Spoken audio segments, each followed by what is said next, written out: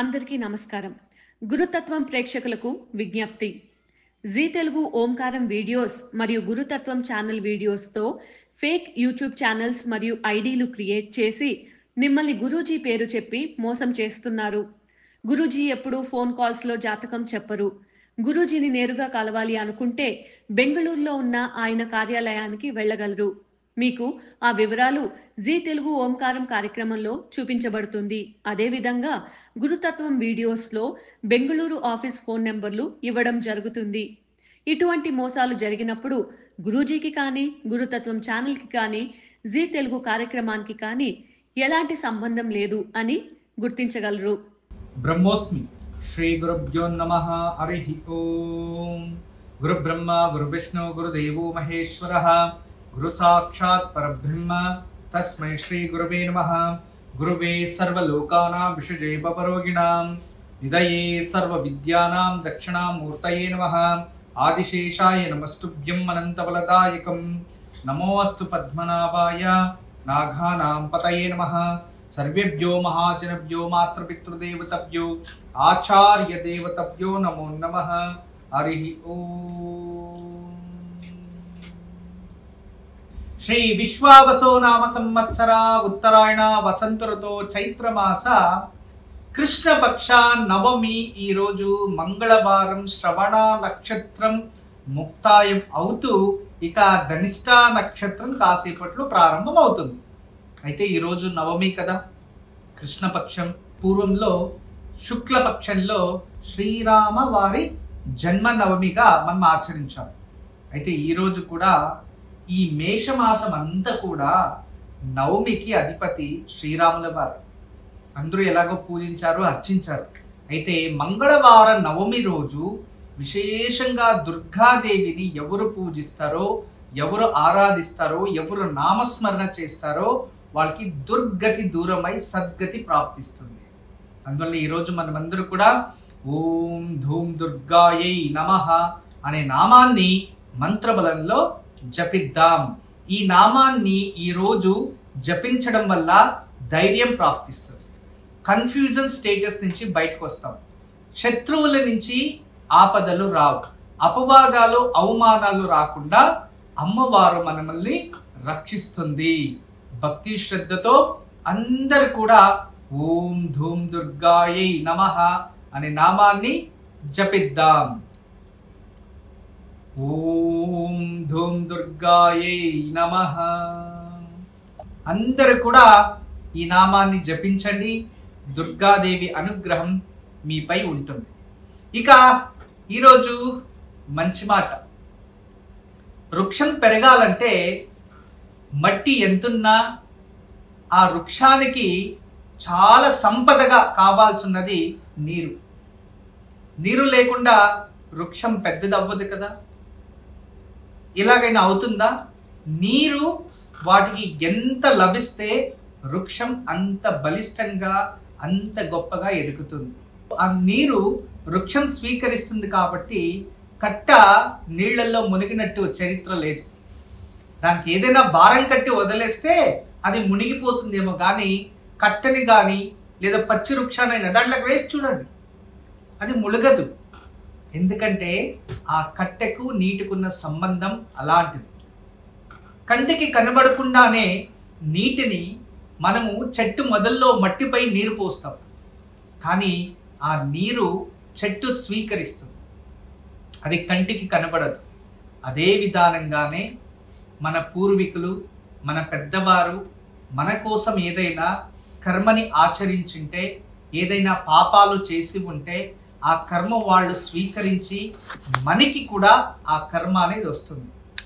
ఎందుకంటే చెట్టు ఎంత ఆరోగ్యంగా ఉంటుందో ఫలాలు అలాగే ఉంటాయి. దాని నుంచి వచ్చే ప్రతిఫలము ఒకే రుచి ఉండదు. దాన్ని కూడా మీరు గమనించాలి. దీంట్లో అత్యంత ముఖ్యంగా ఈరోజు మీరు తీసుకోవాల్సినది, జీవితంలో కొన్ని వదులుకుంటేనే కొన్ని ప్రాప్తిస్తాయి. చెట్టుకి పూలు చాలా అందంగా ఉంటుంది. బాగా గమనించండి.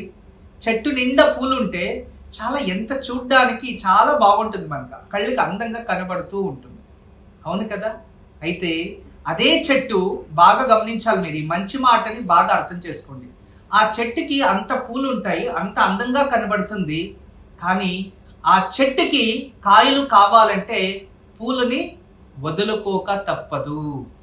ఎప్పుడైతే పువ్వు అది వద్దు అనుకుంటుందో అప్పుడే కాయగా అక్కడ మారుతుంది.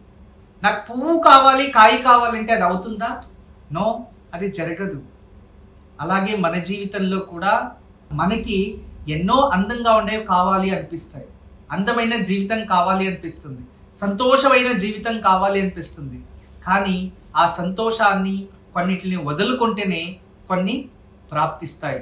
చెట్టు పువ్వును వదులుకుంటే అందులో కాయ వస్తుంది. ఆ కాయ మళ్ళీ నేలపై పడి పెద్ద వృక్షంగా మారుతుంది. కానీ పువ్వు వల్ల అలంకారం ప్రాప్తిస్తుంది, కానీ చూడ్డానికి చెట్టుకి మంచిగా ఉంటుందే కానీ దానివల్ల దానికి ఎటువంటి ప్రతిఫలము ఉండదు. అలాగే మీరు మీ జీవితంలో సంతోషాన్ని వదులుకుంటేనే జ్ఞానం ప్రాప్తిస్తుంది. గుర్తుపెట్టుకోండి, సంతోషాన్ని వదులుకుంటేనే జ్ఞానం ప్రాప్తిస్తుంది. బద్ధకాన్ని వదులుకుంటేనే ఈ ప్రకృతిని మీరు అర్థం చేసుకునే శక్తి వస్తుంది. అహంకారం, కోపం, దురంకారాల్ని దూరం చేసుకుంటేనే మీకు ప్రేమ అనేది ఉత్పత్తి అవుతుంది. జ్ఞానం కావాలన్నా, ప్రేమ పుట్టాలన్నా, నలుగురిలో మంచి పేరు కావాలన్నా మీరు ఎన్నో వదులుకోవాల్సిన పరిస్థితులు వస్తాయి. జీవితంలో నీటికైనా అత్యంత తేలికైనది నాకు తెలిసి ప్రేమ, ఉదారత మాత్రమే. ప్రపంచంలో మనకి శరీరంలో కళ్ళు చాలా చిన్నగా ఉంటాయి, అవును కదా? మన కళ్ళు చాలా చిన్నది, కానీ ఆకాశాన్ని చూడండి పైకెత్తి, అంత పెద్ద ఆకాశం ఇంత చిన్న కన్నులో ఎలా కనబడుతుంది? ఆలోచించారా ఎప్పుడైనా? కంటికి ఉన్న శక్తి అదే విధాలుగా ఇంత చిన్న కంటికి ఇంత శక్తి ఉంది అంటే కంటికి కనబడని ఆత్మ ఇంకెంత శక్తి ఉంటుంది దానికి.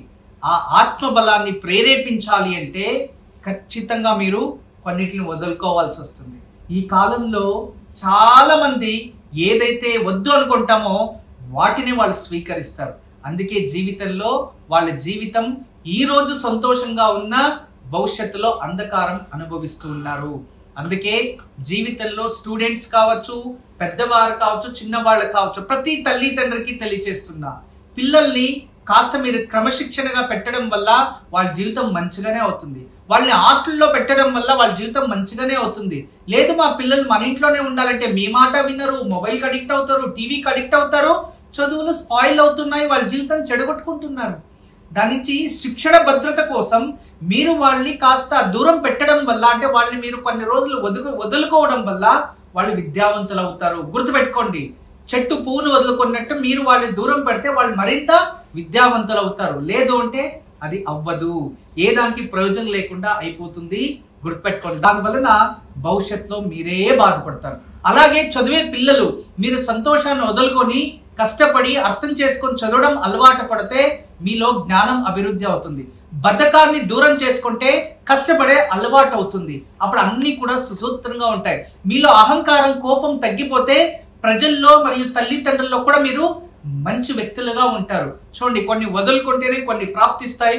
మీరు ఏది ఉంచుకుంటారో, ఏది దూరం చేసుకుంటారో ఇక మీ ఇష్టం. అయితే ఈ రోజు మీకు అందరికీ తెలియచేసేది, చాలా మందికి చాలా సార్లు చెప్తూ ఉంటారు, మన జీవితంలో కొన్ని సంప్రదాయాల్ని ఏ ధర్మంలో జన్మించి ఉన్నా, గుర్తుపెట్టుకోండి, అన్ని మతాల కన్నా గొప్ప మతం ఏదైనా ఉంది అంటే అది మానవీయత మతం. అన్ని ధర్మాల కన్నా గొప్ప ధర్మం ఏదైనా ఉంది అంటే అది మానవత ధర్మము అంటాం. ఆ మానవతా ధర్మంలో చాలా ప్రతి ఒక్క మనిషి కూడా ఏదో ఒక ధర్మంలో జన్మించి ఉంటారు. కానీ ఆ ధర్మాన్ని అందించే అతను ఏ ధర్మంలో జన్మించి ఉన్నా ఆ ధర్మంలో ఉన్న సంప్రదాయాల్ని ధిక్కరించడం వలన మనకి చాలా నష్టాలు, చాలా పాపాలు వస్తాయి.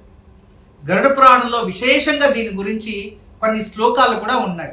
స్త్రీ కావచ్చు, పురుషుడు కావచ్చు, వాళ్ళ ధర్మాన్ని, అంటే పూర్వీకుల నుంచి వచ్చిన సంప్రదాయాల్ని కావచ్చు, ఆ ధర్మంలో వచ్చే సంప్రదాయాల్ని కావచ్చు, దాన్ని ఉల్లంఘించిన, దాన్ని వ్యతిరేకంగా నడుచుకున్న జీవితంలో తెలియకుండానే వాళ్ళకి అంధకారం గోచరిస్తుంది. వాళ్ళ ఆత్మవిశ్వాసం అనేది ఆటోమేటికల్లీ తగ్గిపోతుంది. ఆత్మ క్షోభణ స్టార్ట్ అవుతుందంట. బతికుండగానే ఆత్మ క్షోభిస్తూ ఉంటుందంట. ఇప్పుడు మన సంప్రదాయాలు అనుకుంటాం, బ్రాహ్మణుడిగా జన్మించాడు, లేదో బ్రాహ్మణ కుటుంబంలోనో లేదో ఒక పురుషుడిగా జన్మించి అతను బ్రాహ్మణ సమాజాన్ని ఎన్నుకున్నాడు. ఆ బ్రాహ్మణ అంటే ఏంటి? బ్రహ్మజ్ఞానం పొందినవాడు బ్రాహ్మణుడు. అతను ప్రతిరోజు ఉదయం లేచి సంధ్యావందనం చేయకపోతే అతనికి అనారోగ్యం ప్రాప్తిస్తుంది, అజ్ఞానం ప్రాప్తిస్తుంది, మరియు క్షోభని అనుభవిస్తాడు. సంధ్యావందనం ఎవరు చేసి గాయత్రి జపం చేస్తూ ఉంటాడో ఆ జపరక్షణ మరియు అతని జ్ఞానం పెరుగుతూ ఉంటుంది, తనను తను రక్షించుకునే శక్తి ఏర్పడుతుంది. అదే విధానంగా ఏ సంప్రదాయంలో జన్మించిన ఒక స్త్రీ కర్తవ్యం వివాహంకు ముందు, వివాహం తర్వాత ఎలా ఉండాలి అనే ఒక లక్షణాల్లో ఏ వ్యత్యాసం వచ్చినా అదే కర్మగా మారుతూ ఉంటుంది. తదుపరి స్త్రీ వివాహమైన తర్వాత మెడలో మాంగళ్యం కానీ, కాళ్ళల్లో మెట్లు కానీ, చేతిలో గాజులు లేకుండా మనము సంప్రదాయాన్ని ఉల్లంఘిస్తే వారికి భీకరమైన వ్యాధులు, అనారోగ్య ప్రాప్తి మరియు ఇతరుల నుంచి అపవాదాలు, అవమానాలు వస్తాయంట. ఇప్పుడు మనం చాలా వరకు ఫ్యాన్సీగా చూస్తూ ఉన్నాం, చాలా ట్రెండ్, మేము వేసుకోము, మాకు అవన్నీ పట్టింపులు లేదు అని. కానీ మీరు మీ బుద్ధి ఎదిగిన తర్వాత మీకు పట్టింపులు లేకపోవచ్చు, కానీ ఆ ధర్మంలో ఏ ధర్మంలో మీరు జన్మించుంటారో ఆ ధర్మాన్ని మీరు గౌరవిస్తున్నారు అంటే అప్పుడు సంప్రదాయాల్ని ఖచ్చితంగా మీరు పాటిస్తున్నారు అని అర్థం. ఎప్పుడైతే మీరు మీ సంప్రదాయాల్ని పాటిస్తలేదో అప్పుడు మీరు ఆ ధర్మాన్ని అగౌరవంగా చూస్తూ ఉన్నారు అని. ఇప్పుడు మనకి ఎక్కడైనా మన భారతదేశం జెండా కనబడంగానే లేదో జనగణమన అంటే మనకి ఈ రాష్ట్రగీత ఏదైతే ఉందో అది మనం వినబడగానే లేచి నిల్చుకొని గౌరవిస్తాం. అది మన భారతదేశంలో నిర్మించుకున్న అదొక సంప్రదాయం, కట్టిపాడు, దాన్ని గౌరవించడం. అది రాజ్యాంగం అనేది తీసుకోకూడదు, ప్రతి ఒక్కరు భారతీయుడు ఇస్తున్న గౌరవం. అలాగే మీరు ఏ ధర్మంలో జన్మించుంటారో ఆ సంప్రదాయాలను పాటించడం కూడా మీ ధర్మమే. దీనికి మీరు ఎప్పుడైతే మన జెండాకి అగౌరవంగా చూస్తే అప్పుడు మీరు దేశద్రోహులే. అదే మీరు ధర్మాన్ని వ్యతిరేకిస్తే ఆ ధర్మద్రోహులు అవుతారు. ఇక నేను మీకు మంచిగానే చెప్తున్నాను, ఇందులో మీరు కోపగించుకునే అవసరం ఏం లేదు, హార్ట్ బీట్ పెంచుకునేయడం అవసరం లేదు. నేనేం తెలియజేస్తున్నా, దేవుడికి పూజించేటప్పుడు, ఈ పండుగల రోజు, పర్వదినాల రోజు, ఆ రోజున సంప్రదాయాలు కాస్త పాటించండి. ఉదయం త్వరగా లేచి స్నానం చేసి దేవుడి దీపం వెలిగించడం. దీనివల్ల ఏమవుతుంది? సంప్రదాయాన్ని పాటించడం వల్ల మన ఆత్మశక్తి, మన ఆత్మవిశ్వాసం పెరుగుతుంది. దానివల్ల మీరు ఏ సంప్రదాయాల్ని పాటిస్తున్నారో ఆ సంప్రదాయాలు పాటించే వాళ్ళందరూ కూడా మీతో తోడవుతారు. అప్పుడు మీకు ఆత్మబలంతో పాటు జనబలం కూడా పెరుగుతుంది.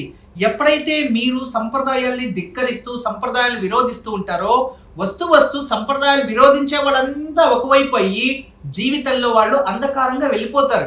ఎగ్జాంపుల్ ఒక బ్రాహ్మణ సంప్రదాయానికి మీకు ఎగ్జాంపుల్ ఇచ్చాను. అలాగే స్త్రీ సంప్రదాయాలైనా పురుష సంప్రదాయాలైనా ఏ ధర్మంలో జన్మించిన వారు ఆ ధర్మంలో ఉన్న సంప్రదాయాలని గౌరవించడమే వాళ్ళ లక్షణం. వాటిని అగౌరవపరిచినా ధిక్కరించినా వాళ్ళకి ఆత్మబలం క్షోభిస్తుంది, దానివల్ల అనారోగ్య పాలవుతారు.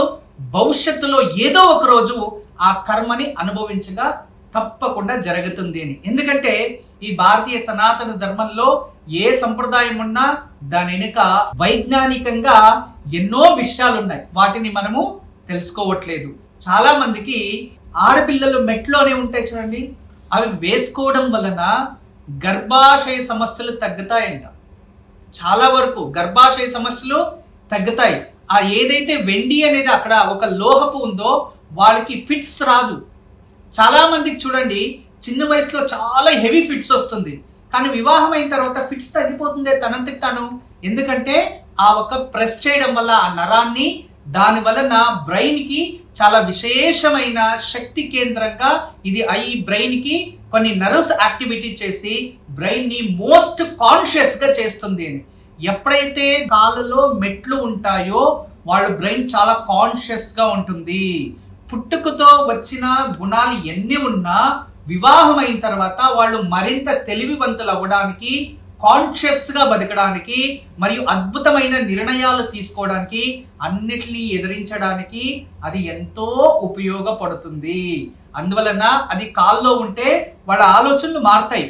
అవి కాళ్ళల్లో ఉండడం వల్ల ఆత్మహత్య చేసుకోవాలని థాట్స్ రాదు. ఎవరన్నా ఏదంటే టేక్ ఇట్ ఈజీగా తీసుకుంటారు. కుటుంబ నిర్వహణ శక్తి పెరుగుతుంది, అన్నిటిని ఈజీగా స్వీకరిస్తారు. వాళ్ళ సంప్రదాయాల్ని స్వీకరించడానికి సిద్ధంగా లేకపోతే రేపు సమస్యలు వచ్చినప్పుడు ఏ దాన్ని స్వీకరిస్తారో ఆలోచించండి. దీనివల్ల ఈ మాట వల్ల ఎవరు మనసు బాధ పెట్టాలని తెలియచేస్తలేదు.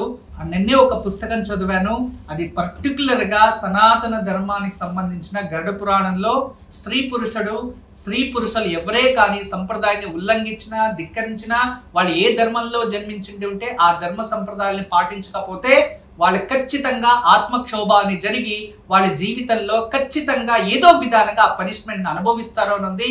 అందువల్లనే ఈ విషయాన్ని తెలియచేశాను. ఈరోజు నిత్య నక్షత్రం ధనిష్ట నక్షత్రంగా తీసుకున్నాం. కాసేపులో ప్రారంభం అవుతుంది కాబట్టి ధనిష్ట నక్షత్రం. అశ్విని మక మూల నక్షత్రం వారికి ఈరోజు ప్రత్యక్తారా అంత శుభం కాదు, కాస్త జాగ్రత్తగా ఉండండి. భరణి పుబ్బ పూర్వాషాఢ నక్షత్రం వారికి క్షేమతార అద్భుతమైన రోజు, ఉపయోగం చేసుకోండి. కృతిక ఉత్తరాషాఢం వారికి విపత్తార ఈ రోజు అంత మంచిది కాదు, జాగ్రత్తగా ఉండండి. ఇక రోహిణి అస్త శ్రవణ నక్షత్రం వారికి సంపద తార విశేషమైన రోజు, ఉపయోగం చేసుకోండి. మృగశిర చిత్త ధనిష్ట నక్షత్రం వారికి ఈ రోజు జన్మతార, ఆరోగ్యంలో కాస్త వ్యత్యాసాలు ఉంటాయి, జాగ్రత్త వహించండి. ఇక ఆరిద్ర స్వాతి శతభిష నక్షత్రం వారికి పరమమిత్రతార ఈ రోజు అత్యంత శుభకరమైన రోజు, ఉపయోగం చేసుకోండి. ఇక పునర్వసు విశాఖ పూర్వ భాద్రపద నక్షత్రం వారికి మిత్రతార ఈ రోజు అత్యంత శుభకరమైన రోజు, ఉపయోగం చేసుకోండి. పుష్య అనురాధ ఉత్తర భాద్రపద నక్షత్రం వారికి నైదన తార వదతార ఈ రోజు అంత శుభం కాదు, అన్ని విరుద్ధంగా ఉంటాయి, జాగ్రత్త వహించడం చాలా మంచిది. ఇక ఆశ్లేష జ్యేష్ఠ రేవతి నక్షత్రం వారికి సాధక తార ఈ రోజు అత్యంత విశేషమైన రోజు. మీరు కష్టపడితే మీరు అనుకోంది ప్రాప్తిస్తుంది, ప్రయత్నించండి. వాస్తు పరిష్కారంలో ఆరోగ్య రీత్యా మనకి ఎందుకు ప్రభావం చూపిస్తుంది అంటే, వాస్తులో విశేషంగా చెప్తుంది తూర్పు నుంచి వెలుతురు, పరం నుంచి వెలుతురు రావాలి, మరియు ఉత్తర దక్షిణం నుంచి గాలి రావాలి. ఎందుకంటే శాఖోత్పత్తి అయ్యేది ఎక్కడి నుంచి శాఖోత్పత్తి అవుతుంది? తూర్పు నుంచి శాఖోత్పత్తి అవుతుంది వెలుగు. ఉత్తరం నుంచి ఏం ఉత్పత్తి అవుతుంది? గాలి ఉత్పత్తి అవుతుంది. ఇవే రెండే. అయితే మనకి ఇంటికి చుట్టుపక్కన వెలుతురు అధికంగా ఉంటే ఆ ఇంట్లో ఆరోగ్యం ప్రాప్తిస్తుంది. ఏ ఇల్లు ఎప్పుడు చీకటిగా ఉంటుందో ఆ ఇంట్లో అనారోగ్యం ఉంటుంది. అందుకే చుట్టూ జాగ వదులుకొని ఇల్లు నిర్మాణం చేసుకోవాలి. తర్వాత అన్నా తమ్ముళ్ళు ఇద్దరు కూడా ఒకే బునాదిలో రెండిళ్ళు నిర్మాణం చేసుకొని, అప్పుడు ఉత్తరం అయితుంది, దక్షిణం తగ్గుంటే దక్షిణంలో ఉన్న వాళ్ళకి చాలా అనానుకూలం, ఉత్తరంలో ఉన్న వాళ్ళకి పుత్రశోకం. ఎప్పుడైతే ఒకే బునాదిలో ఉండి దక్షిణం అయిటుండి ఉత్తరం తగ్గున్నా ప్రాబ్లం లేదు. కానీ ఒకే బునాదిలి రెండు జాయింట్ అయినప్పుడు, లేదా ఒకే బునాదిలో ఉత్తరం అయిటు దక్షిణం తగ్గు ఉండరాదు. అందుకే మీకు అందరికీ తెలియచేసేది, ఎప్పుడే నిర్మాణం చేసుకున్నా సపరేట్ బునాదుల్లో నిర్మాణం చేసుకోండి. అప్పుడు ఒకటికొకటి సంబంధం ఉండదు. దీన్ని చాలా గ్రహించండి. అయితే అన్ని బాగుండి ఇంట్లో ఎప్పుడు అనారోగ్యమే అంటే ఆ ఇంట్లో శ్రీవాస్తు యంత్రం దయచేసి పెట్టండి. ఆరోగ్యం నుంచి మిమ్మల్ని మీరు కాపాడుకోవడానికి అది కాస్త సపోర్ట్ చేస్తుంది. అయినంత వరకు చీకటిగా ఉండే ఇళ్ళకి అయినంత వరకు గాడైనా లోపలికి రావడానికి మీరు ఎప్పుడు విండోస్ కాస్త ఓపెన్ చేసి ఉంచడం మంచిది. రేపు బుధవారం విశేషమైన రోజు. రేపు ఉదయాన్నే సరస్వతిని ఆరాధించాలి. రేపు ఎవరింట్లో అయితే సరస్వతీ దేవి ముందు తెల్లటి పుష్పాలు లేదా నీలి రంగు పుష్పాలతో సరస్వతిని పూజించి అర్చించి, సరస్వతికి రేపు పులిహోర కానీ లేదో పొంగలి అంటాం, పెసరపప్పుతో తయారించే పొంగలి. ఎందుకంటే రేపు బుధవారం కదా, పెసరపప్పుతో తయారించే పొంగలి చేసి నైవేద్యం పెట్టి సరస్వతికి ప్రత్యేకంగా పూజించి, ఆ సరస్వతి ముందు కాస్త పెన్లు లేదా పుస్తకాలు పెట్టి పూజించి వాటిని మీ పిల్లలకి ఒక గిఫ్ట్ గా పిల్లలకి అందించేయండి. తర్వాత సరస్వతి దగ్గర నైవేద్యం చేసిన ప్రసాదాన్ని ఇంట్లో ఉన్న వాళ్ళు భుజించండి. దీనివలన సరస్వతి అనుగ్రహంతో పిల్లలు అభివృద్ధి చెందుతారు. పిల్లలు ఇంట్లోనే ఉంటే రేపు వాళ్ళ చేతిలో గణపతి ముందు దీపం వెలిగించి గం గణపతి అని 21 గరకని వాళ్ళ చేతిలో పెట్టించేయండి. ఈరోజు దగ్గరలో ఎక్కడైనా ఆంజనేయ స్వామి దేవాలయం ఉంటే వెళ్ళి ఆంజనేయ స్వామి దేవాలయాన్ని 5 ప్రదక్షిణలు వేసుకొని రండి. లేదా ఇంట్లోనే కూర్చొని హనుమాన్ చాలీసా చదవండి. చిన్న పిల్లలు ఉంటే మాత్రం ఖచ్చితంగా ఈరోజు చిన్న పిల్లలు ఉంటే వాళ్ళతో పాటు తల్లినో తండ్రి ఎవరో ఒకరు తీసుకెళ్లి ఆంజనేయ స్వామి దర్శనం చేయించుకొని రండి. వారికి బాలారిష్ట దోషాలు ఉంటే తగ్గుతాయి. బాలగ్రహ దోషాలు ఉంటే ప్రత్యేకంగా బాలగ్రహ దోషాలు ఉంటే తగ్గుతాయి. ఈరోజు ఆంజనేయ స్వామిని దర్శనం చేసుకోవడం పిల్లలకి బాలగ్రహ దోషాలు తగ్గుతాయి. లేదా ఇంట్లో ఉన్నవారు హనుమాన్ చాలీసా చదువుకోండి, శని దోషం కాస్త తగ్గుతుంది. బ్రహ్మోస్మి. అందరికీ నమస్కారం. ఈరోజు మీకు అందరికీ కూడా శ్రీవాస్తు యంత్రం గురించి పరిచయం చేయడానికి వచ్చాను.